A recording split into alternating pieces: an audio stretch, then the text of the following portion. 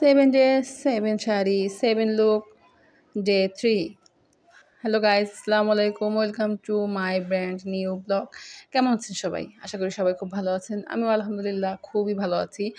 আর এই শাড়িটা এত সুন্দর, মানে যে পরবে মানে এই শাড়ির ফ্যান হয়ে যাবে মোট কথা। মানে আমার কাছে এই শাড়িটা মায়ের ছোটোবেলা থেকেই পছন্দ। মানে মায়ের মোটামুটি যে শাড়িগুলো আছে সবই আমার পছন্দ।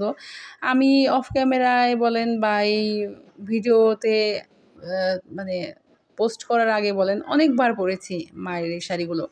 অনেকবার পরা হয়েছে আমার এই শাড়িগুলো।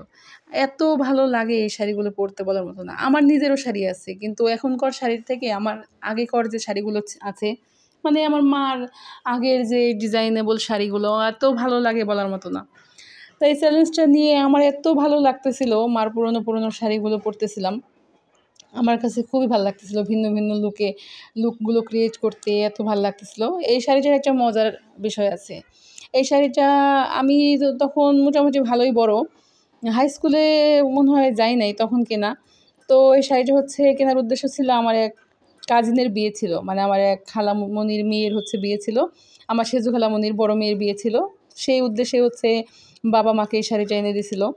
তো কাকতালীয়ভাবে সেই খালামণিরই শাড়ির সাথে এই শাড়িটা ম্যাচিং হয়ে যায়। খালামণির শাড়িটা সম্ভবত অন্য কালারের ছিল, পিঙ্ক কিংবা অরেঞ্জ এরকম কালার ছিল।